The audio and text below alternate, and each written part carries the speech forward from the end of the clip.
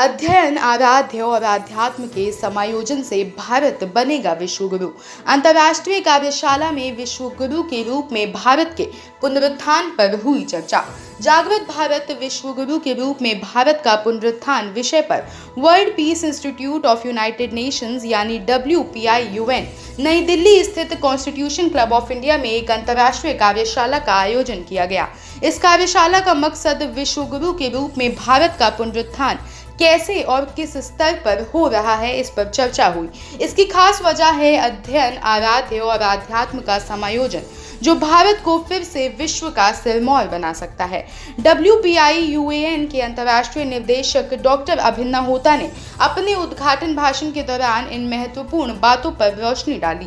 गौरतलब है कि सेमिनार में देश के अलग अलग हिस्सों से छात्र, युवा, पेशेवर, शिक्षाविद और राजनयिक कोर के सदस्यों से युक्त अंतर्राष्ट्रीय प्रतिनिधिमंडल इस विचार विमर्श में शामिल हुए। कार्यक्रम की अध्यक्षता संगठन के अंतर्राष्ट्रीय अध्यक्ष डॉक्टर तपन कुमार राउत राय ने किया। World peace institute of United Nations एक अंतर्राष्ट्रीय संगठन है। संयुक्त राष्ट्र चार्टर में निहित मानवाधिकारों के यूनिवर्सल डिक्लेरेशन की घोषणा की वकालत करता है। WPI पेशेवर शिक्षा और कौशल विकास को बढ़ावा देने का भी काम करता है। World peace institute of United Nations के माध्यम से खासकर अफ्रीकी एशियाई देशों में लाखों बच्चों को आजीविका दिलवाई जा सकती है। कार्यक्रम में अंतर्राष्ट्रीय ओडिसी डांसर और choreographer Charon Lowden, social entrepreneur और मोटिवेशनल स्पीकर क्रिश्चियन बोसमन का व्याख्यान हुआ। विश्व गुरु भारत परिषद के अध्यक्ष धर्मदूत महाराज और आचार्य येशी फुनसोक के अलावा embassy of democratic Republic of Congo के तांबा कनिकी अगुए भी इस मौके पर उपस्थित थे। बीजेपी के राष्ट्रीय महासचिव और पूर्व सांसद अनुपम हाजरा ने समापन भाषण दिया।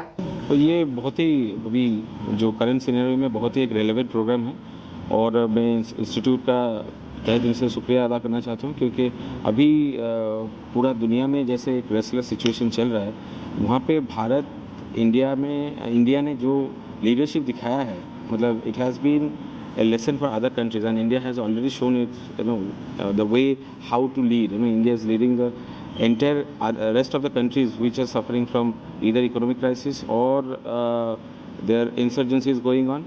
So like एक सिंपल सा एग्जांपल ये है कि पहले तो इंडिया मतलब हमेशा दूसरे देश के सामने सिंपैथी सीख करने के लिए मतलब अपने आप को प्रेजेंट करता था। अभी इंडिया लीड करने के लिए काफ़ी है। मतलब 2014 से जब से ये सरकार हमारे सरकार स्पेशली मैं हमारे सरकार टिपिकली नहीं बोलूँगा, लेकिन जब से मोदी जी प्राइम मिनिस्टर का चेयर पे बैठे हैं, तब उन्होंने ये तो एटलीस्ट साबित कर दिया कि प्राइम मिनिस्टर का चेयर में कितना दम है।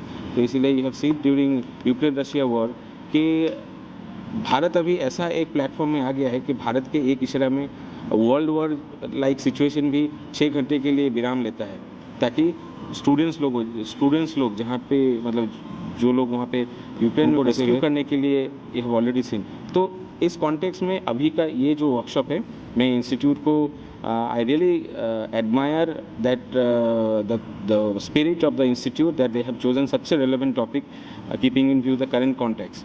So, and of course, I would like to thank all the organizers, the way fantastically they have managed the program. So, I'm sure that it will add value to the current situation. And of course, India has established itself as Vishwa Guru. It will be re-established, through this kind of programs. वो बहुत अच्छा seminar है because there was so many different important thoughts. India has always been Vishwaguru. We have to now deeply understand our own Sanskriti, that this is unity and diversity. Independence, unity and diversity, lekin wo pehle tha for 2000 millennia. It's very important that everyone should have confidence. And if you have the confidence, which India has always had, that whatever your path is, others have their path. And we never need to be frightened or angry or defensive. You have to be rooted in yourself, and you have to appreciate, accept, and value others. And the whole world has taken the messages from India. We have to learn our own Sanskriti, we have to appreciate, and we have to share and never ever feel defensive or that anyone is less. And that way you know yourself, and then you have no ever reason to be defensive or anger. And we've had just a wonderful seminar sharing the fact that India has been great, is great, will continue to be great, and no one needs to worry about anyone else's opinion except your own heart. आपका आत्मा। आज के कार्यक्रम अनेक प्रकार के कार्यक्रम तो होते रहते हैं, लेकिन ये कार्यक्रम विशेष करके दो विषय जो है महत्वपूर्ण है। एक तो शांति है और दूसरा भारत विश्व गुरु की, तो उसका हम सबकी जो यहाँ अनेक लोगों को विशेषज्ञों को बुलाया है, तो अपना अपना विचार रखा है।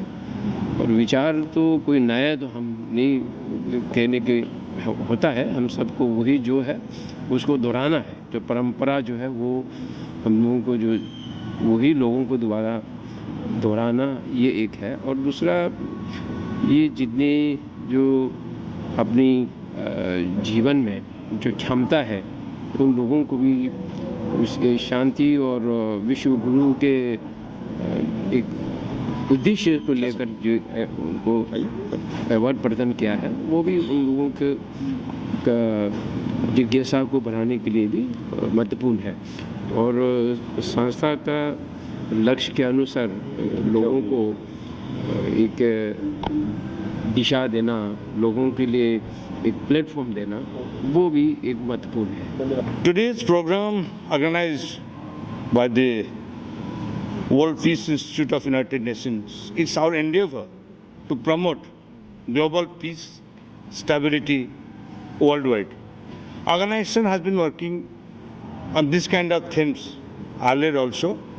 So today the message that we would like to give, say no to war and to peace for the prosperity and the emergence of India as Vishwa Guru.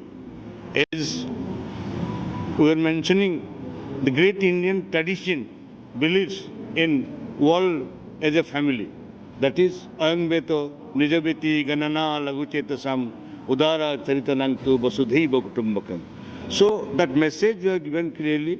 India believes world as a family, and India has undoubtedly emerged in the Vishwa Guru. As Acharya ji had already said, India was a Vishwa Guru earlier. It is Vishwa Guru, and in the coming days, our role in the global committee will be tremendous to promote global peace. Thank you.